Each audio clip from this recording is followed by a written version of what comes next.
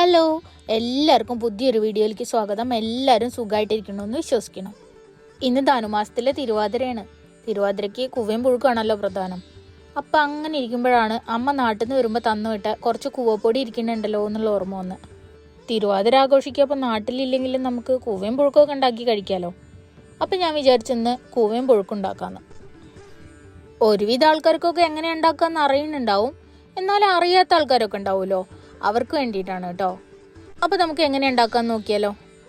ആദ്യം തന്നെ നമുക്ക് പുഴുക്കുണ്ടാക്കാം. പുഴുക്കിന് വേണ്ടിയിട്ട് ഞാനിവിടെ കുറച്ച് വൻപയർ എടുത്തിട്ട് നന്നായി വറുത്ത് ഒരു 5 മണിക്കൂർ വെള്ളത്തിലിട്ട് കുതിർത്ത് എടുത്തിട്ടുണ്ട്. പിന്നെ ഞാനിവിടെ എടുത്തിട്ടുള്ളത് ഒരു നേന്ത്രക്കായ, ഒരു ചെറിയ കഷ്ണം കാച്ചില്, 2 കഷ്ണം കപ്പ, കുറച്ച് കൂർക്ക, പിന്നെ ഒരു 2 ചേമ്പിൻ്റെ കഷ്ണം. ഇനി അരപ്പിന് വേണ്ടിയിട്ട് ഒരു 1/4 കപ്പ് തേങ്ങ ചിരകിയതും, ഒരു 1/4 ടീസ്പൂൺ ജീരകം, 1/2 ടീസ്പൂണ് കുരുമുളകും കൂടെ എടുത്തിട്ടുണ്ട്. ആദ്യം തന്നെ നമുക്ക് പയർ വേവിക്കാനായിട്ട് വെക്കാം. അതിനു വേണ്ടിയിട്ട് ചോട് കട്ടിയുള്ള ഒരു പാത്രത്തിലേക്ക് കഴുകി വൃത്തിയാക്കി വെച്ചിട്ടുള്ള പയർ ചേർത്ത് ആവശ്യത്തിനുള്ള വെള്ളം കൂടെ ചേർത്തിട്ട് നമുക്ക് വേവിച്ചെടുക്കാം. പയർ വെന്ത് വരുന്ന സമയം കൊണ്ട് നമുക്ക് അതിലേക്കുള്ള കഷ്ണങ്ങളെല്ലാം തൊലി കളഞ്ഞ് കഴുകി വൃത്തിയാക്കി കട്ട് ചെയ്തിട്ട് എടുക്കാം. കഷ്ണങ്ങളെല്ലാം ഈ വലുപ്പത്തിൽ വേണം കട്ട് ചെയ്തിട്ട് എടുക്കാൻ. പയറിലെ വെള്ളമൊക്കെ വറ്റിയിട്ട് പയർ ഇവിടെ നന്നായിട്ട് വെന്ത് വന്നിട്ടുണ്ട്. ഒരുപാട് വെന്ത് ഉടഞ്ഞു പോവാതെ ഈ പരുവത്തിൽ വേണം കിട്ടാൻ. ഇനി ഈ പയറിലേക്ക് നമുക്ക് കട്ട് ചെയ്ത് വെച്ചിട്ടുള്ള കഷ്ണങ്ങൾ ചേർത്ത് കൊടുക്കാം. ഇനി ഈ കഷ്ണത്തിലേക്ക് കറിക്ക് ആവശ്യത്തിനുള്ള ഉപ്പ്, ഒരു 1.5 ടീസ്പൂൺ മഞ്ഞൾപ്പൊടി, 1.5 ടീസ്പൂൺ മുളക് പൊടിയും കൂടെ ചേർക്കാം. ഇനി കഷ്ണം വേവാൻ ആവശ്യമായിട്ടുള്ള വെള്ളം ചേർക്കണം. ഇനി ഇതെല്ലാം കൂടെ നന്നായിട്ടൊന്ന് ഇളക്കി യോജിപ്പിക്കാം. ഇനി പാത്രം അടച്ചു വെച്ചിട്ട് ഇതെല്ലാം ഒന്ന് നന്നായിട്ടൊന്ന് വേവിച്ചെടുക്കണം. ഇടയ്ക്കൊന്ന് അടപ്പ് തുറന്നിട്ട് ഇളക്കി കൊടുക്കാൻ മറക്കരുത്. ഞാനിവിടെ നോൺ സ്റ്റിക്കിൻ്റെ പാത്രം എടുത്തുകൊണ്ട് അടിയിൽ പിടിക്കില്ല, പക്ഷേ സ്റ്റീലിൻ്റെ പാത്രമൊക്കെ ആണെങ്കിൽ അടിയിൽ പിടിക്കാനുള്ള സാധ്യത ഉണ്ട്. കഷ്ണം വെന്ത് വരുമ്പോഴേക്കും നമുക്കതിലേക്കുള്ള അരപ്പ് തയ്യാറാക്കാം. അതിന് വേണ്ടിയിട്ട് ഞാനിവിടെ മിക്സിയുടെ ജാർ എടുത്തിട്ട് നമ്മൾ ചിരകി വെച്ചിട്ടുള്ള തേങ്ങയും കുരുമുളകും ജീരകവും കൂടെ അതിലേക്ക് ഇട്ട് കൊടുത്ത് ആവശ്യത്തിനുള്ള വെള്ളം കൂടെ ചേർത്ത് ഒന്ന് ചതച്ചെടുക്കണം. ഒരുപാട് പേസ്റ്റ് പോലെ അരയ്ക്കൊന്നും വേണ്ട, ജസ്റ്റ് അതിലെ കുരുമുളകും ജീരകവും ഒക്കെ ഒന്ന് ചതഞ്ഞു വന്നാൽ മതി. ഇതുപോലെ കിട്ടിയാൽ മതി. ഇപ്പോൾ നമ്മുടെ കഷ്ണങ്ങളെല്ലാം ഇവിടെ പാകത്തിന് വെന്ത് വന്നിട്ടുണ്ട്. അതിലേക്ക് നമ്മൾ ചതച്ച് വെച്ചിട്ടുള്ള തേങ്ങ ചേർത്തു. ഇനി ഇതൊന്ന് നന്നായിട്ടൊന്ന് ഇളക്കി കൊടുക്കാം. അരപ്പിൻ്റെ പച്ചമണം മാറുന്ന വരെ ചെറുതായിട്ട് കറി ഒന്ന് തിളപ്പിച്ചിട്ടെടുക്കണം. ഇപ്പോൾ നമ്മുടെ പുഴുക്ക് ഇവിടെ ഏകദേശം റെഡി ആയിട്ടുണ്ട്. ഇനി നമുക്കിതൊന്ന് വറവിടണം. അതിന് വേണ്ടിയിട്ട് ഞാനിവിടെ ഒരു പാൻ അടുപ്പിൽ വെച്ച് ചൂടാക്കി അതിലേക്ക് കുറച്ച് വെളിച്ചെണ്ണ ഒഴിച്ചു കൊടുത്തിട്ടുണ്ട്. വെളിച്ചെണ്ണ നന്നായി ചൂടായി വന്നപ്പോൾ അതിലേക്ക് കടുക് ചേർത്ത് കൊടുത്തു. കടുക് നന്നായി പൊട്ടി വന്നപ്പോൾ അതിലേക്ക് ഉണക്കമുളകും കറിവേപ്പിൻ്റെ ഇലയും കൂടെ ചേർത്തു. ഉണക്കമുളകും കറിവേപ്പിൻ്റെ ഇലയും നന്നായി മൂത്ത് വന്നപ്പോൾ അതിലേക്ക് ഒരു പിടി ചിരകിയ തേങ്ങ ചേർത്തു. ഇനി ഈ തേങ്ങ ഗോൾഡൻ ബ്രൗൺ കളർ ആവണവർ നന്നായിട്ടൊന്ന് മൂപ്പിച്ചെടുക്കണം. ഈ തേങ്ങ ഇങ്ങനെ വറുത്തിടണതാണ് ഈ പുഴുക്കിന് ടേസ്റ്റ് കൂട്ടുന്നത്. അപ്പോൾ തേങ്ങ ഇവിടെ റെഡി ആയിട്ടുണ്ട്. ഇനി ഇതെടുത്തിട്ട് നമുക്ക് പുഴുക്കിൽ ചേർക്കാം. ഇനി ഇതെല്ലാം കൂടെ ഒന്ന് ഇളക്കി യോജിപ്പിക്കാം. ഈ മൂപ്പിച്ച് ചേർത്തിട്ടുള്ള തേങ്ങയെല്ലാം പുഴുക്കിൻ്റെ എല്ലാ ഭാഗത്തും ആവണ പോലെ നന്നായിട്ടൊന്ന് മിക്സ് ആക്കിയിട്ട് എടുക്കണം.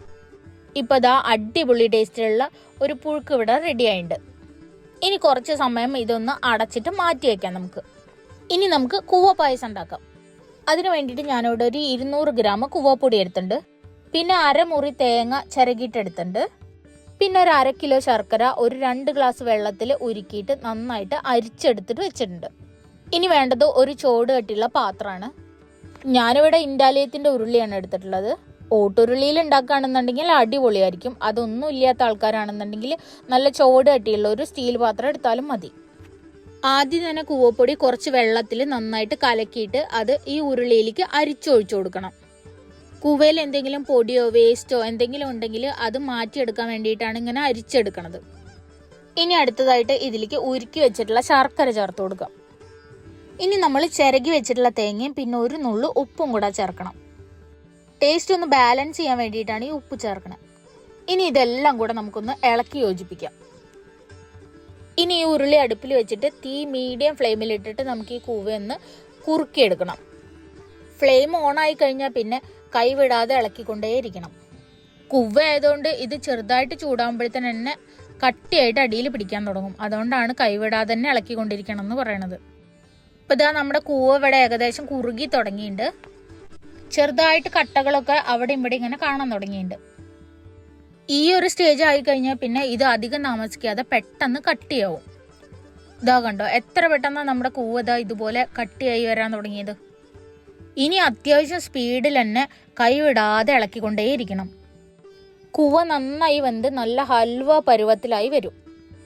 ചട്ടുകത്തിൽ നിന്ന് വിട്ട് വരുന്ന ഒരു പാകം ഉണ്ടല്ലോ, ആ ഒരു പാകത്തിലായിട്ട് കിട്ടണം. ചിലരൊക്കെ കുറച്ചും കൂടെ വെള്ളം ചേർത്ത് ലൂസാക്കിയിട്ട് ഉണ്ടാക്കണതായിട്ട് കണ്ടിട്ടുണ്ട്. പക്ഷെ ഞങ്ങളെ വീട്ടിലൊക്കെ പണ്ട് മുതലേ ഇങ്ങനെ കട്ടിയായിട്ട് ഹൽവ പോലെയാണ് ഉണ്ടാക്കാറ്. അധികം മൂക്കാത്ത ഇളനീര് പരുവത്തിലുള്ള തേങ്ങ ഒക്കെ ഇട്ടിട്ട് ഉണ്ടാക്കുകയാണെന്നുണ്ടെങ്കിൽ അടിപൊളി ടേസ്റ്റ് ആയിരിക്കും. അപ്പോൾ ഇതാ നമ്മുടെ കൂവ പായസം ഇവിടെ ഏകദേശം റെഡി ആയിട്ടുണ്ട്. ചട്ടുകത്തിൽ നിന്നൊക്കെ നന്നായിട്ട് വിട്ട് വരാൻ തുടങ്ങിയിട്ടുണ്ട്. നല്ല ഹൽവ പോലെയായി വന്നിട്ടുണ്ട്. ഇതാണ് ഇതിൻ്റെ പാകം. ഇനി കുറച്ച് സമയം ഇതൊന്ന് ചൂടാറാനായിട്ട് വെക്കണം. ചൂട് ചെറുതായിട്ടൊന്ന് ആറിയതിന് ശേഷം കൂവയും പുഴുക്കും പഴവും പപ്പടവും കൂടെ കഴിക്കണം. അതാണ് അതിൻ്റെ കോമ്പിനേഷൻ. ഇതൊക്കെ ചെറുതാവുമ്പോൾ ഉണ്ടായിരുന്നിട്ടുള്ള ഓർമ്മകളാണ് കേട്ടോ. നിങ്ങൾ ആരെങ്കിലും ഇതുപോലെ കഴിച്ചിട്ടുണ്ടെങ്കിൽ താഴെ കമൻറ്റ് ചെയ്യാൻ മറക്കരുത്. അപ്പോൾ ശരി എന്നാ, ഞങ്ങൾ കഴിച്ചിട്ട് വരാം കേട്ടോ. പുതിയൊരു വീഡിയോയിൽ വീണ്ടും കാണുന്നവരെ ബായ്.